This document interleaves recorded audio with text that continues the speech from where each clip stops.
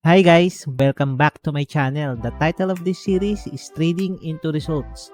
Part 1, Proper Financial Foundation when entering the investment and trading world of cryptocurrency. First things first, pakilala po muna ako. I'm Eli Valdez. I've been investing and trading cryptocurrency for 5 years now, and my goal is to have like-minded individuals as part of our community na ang mindset is for long-term financial growth. I will share my knowledge and educate willing people na aralin kung paano talaga nag-work ang financial markets, lalo na dito sa cryptocurrency. Like most of you guys, nag-work din po ako sa mga company na to for almost 10 years. Nag-business din po tayo. I had my own franchise and naging distributor din po tayo, online distributor. Yan guys, dahil sa sipag, tiyaga at diskarte, kumita rin po tayo, maski pa paano, no? So, bakit nyo ba ako papakinggan, no? So, ito po yung mga resulta natin when it comes to trading and investing.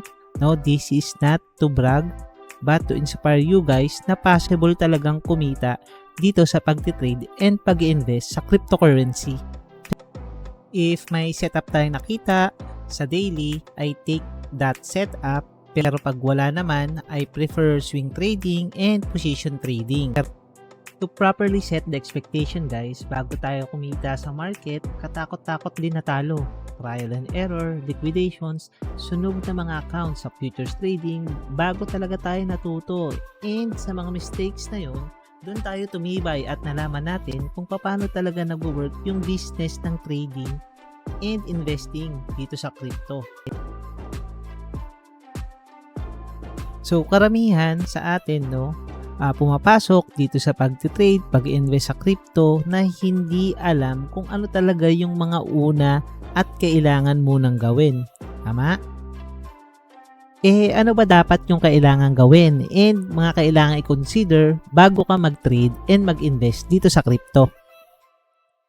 So, ito po, no, ito yung mga ginawa ko bago ako mag-invest, no, and bago ko aralin yung pag-trade and pag-invest sa cryptocurrency. Hinaram natin yan kay Dave Ramsey guys. Unang-una, get a written plan budget. Importante po yan. Explain ko later kung bakit. Second, get out of debt. Dapat, maski pa paano, no, wala kang malaking utang. Pangatlo, live on less than you make. And pang-apat, dun pa lang tayo makakapag-invest, no? Siyempre, pwede kang mamili kung sa stocks, sa forex, or sa crypto mo invest yung pera mo, or iti-trade yung pera mo, no? And 5, guys, ayun nga, be generous. Bakit ba importante yung monthly budget, guys? Para magkaroon ka ng peace of mind and disiplina on how you spend your money. Dito sa pag-trade and pag-invest, we are dealing with money, and money is energy as well as emotions. Kung wala kang written budget, you can use my spreadsheet. The downloadable link is in the description. Bago tayo magsimula, ito yung financial foundation na sinasuggest ko guys. Again, galing to kay Dave Ramsey, isang magaling na investor and money manager. Question: bakit nga ba need nito? The answer is, handa at protektado ka maski papano. That is the first thing to do kung papasok ka sa business or kahit sa anumang investing or trading. Kung nakaabot ka sa part na to, please like, share, and subscribe. Join ka na rin sa free community namin sa Discord. If seryoso ka sa pag-trade and pag-invest, you can join our online community.